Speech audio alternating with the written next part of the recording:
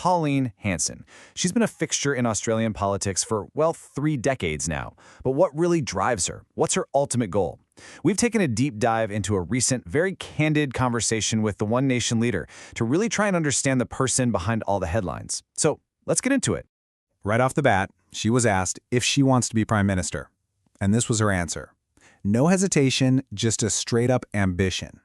It kind of reveals a clear, if pretty audacious, endgame for her long career in politics. So, how serious is this ambition really? Well, it turns out it's a lot more than just a wish. She's actually thought about the pathway to get there, and it involves a pretty significant political move. See, here's the thing about Australian politics. To become prime minister, you have to lead a party from the House of Representatives, the lower house. Hanson's in the Senate right now, and she knows this. She confirms she'd absolutely consider leaving her Senate spot to have a, quote, red-hot crack at a lower house seat. It's a calculated risk, but one she seems totally willing to take. Okay, so if she's going to get there, she has to navigate the current political scene. So let's take a look at what she thinks of her major rivals, the ones standing in her way.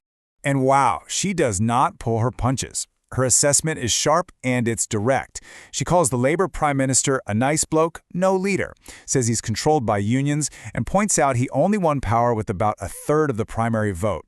And the other side, the coalition doesn't get off any easier.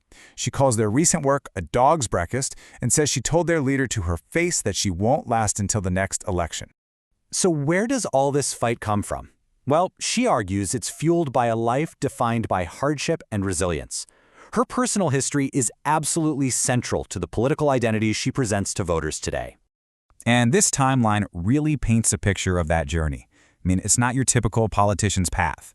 She left school at 15, became a mother at 17, and later ran a small business to support her family. Then came her first election in 1996 and, pretty dramatically, a short period in prison in 2003, a conviction that, it's important to note, was later overturned. This quote, it just captures the raw emotion of that moment in the courtroom.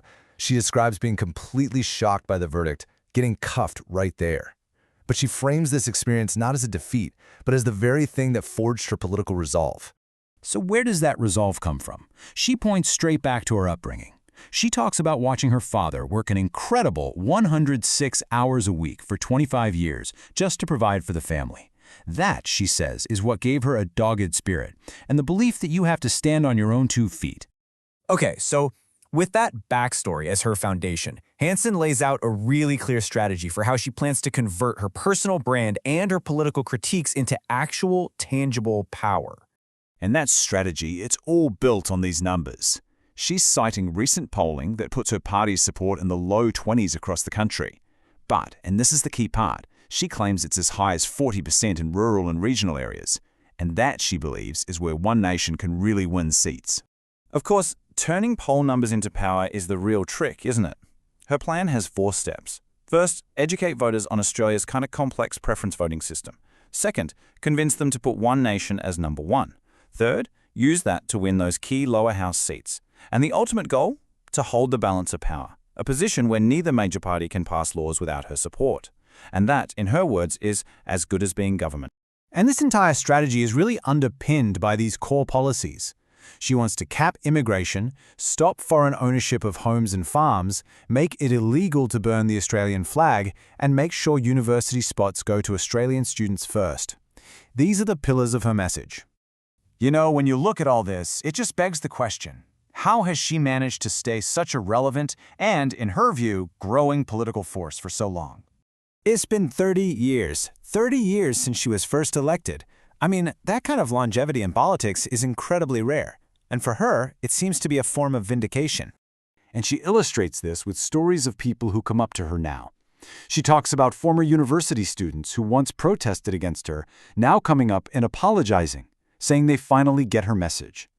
In her telling of the story, the country has simply caught up to where she's always been. And really, this is her closing argument, that time has proven her right. She points to her early critiques of multiculturalism, which were seen as so radical back then, and notes how similar ideas are now being talked about by mainstream leaders. The message she's sending is clear. She wasn't wrong. She was just early. So, this whole portrait leaves us with a pretty big question to think about. I mean, regardless of your politics, what does the sheer endurance of a figure like Pauline Hanson and her belief that her support is actually growing, what does that really reveal about a nation and how its politics have evolved over the last 3 decades?